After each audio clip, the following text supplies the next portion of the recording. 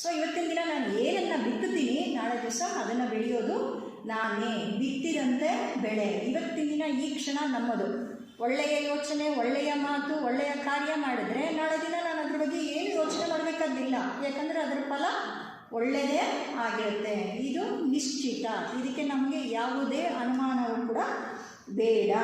ಇದಕ್ಕೆ ಬುದ್ಧರು ಏನು ಹೇಳ್ತಾರೆ ಅಂತ ಅಂದರೆ, ಭಗವಾನ್ ಬುದ್ಧರು 8ನೇ ದೀಕ್ಷೆಯನ್ನು ಹೊಂದಿದಂತಹ ಒಬ್ಬ ಪ್ರಪ್ರಥಮ ಪುಷ್ಪ. ಈ ಪ್ರಪಂಚದಲ್ಲಿ ಅಷ್ಟರ ಮಟ್ಟಿಗೆ ಏರಿರೋ ಮಾನವ ಶರೀರವನ್ನು ಹೊತ್ತು ಈ ನಮ್ಮಂತೆಯೇ ಜೀವಿಸಿ ಆ ಒಂದು ಉನ್ನತ ಮಟ್ಟದಕ್ಕೆ ಏರಿರೋಂತಹ ಏಕೈಕ ವ್ಯಕ್ತಿ ಭಗವಾನ್ ಗೌತಮ ಬುದ್ಧರು. ಅವ್ರಿಗೇನು ಹೇಳ್ತಾರೆ ಅಂತಂದರೆ, stop to do evil, try to do good ಅಂತ ಹೇಳ್ತಾರೆ. ಈವಿಲ್ ಅಂತಂದರೆ ಕೆಡಕನ್ನು ಮಾಡೋದನ್ನು ನಾವು ನಿಲ್ಲಿಸಬೇಕು ಅಥವಾ ಅದನ್ನು ರಿಜೆಕ್ಟ್ ಮಾಡಿಬಿಡ್ಬೇಕು. ಇದು ನನ್ನ ಪಥದಲ್ಲಿ ಇಲ್ಲ.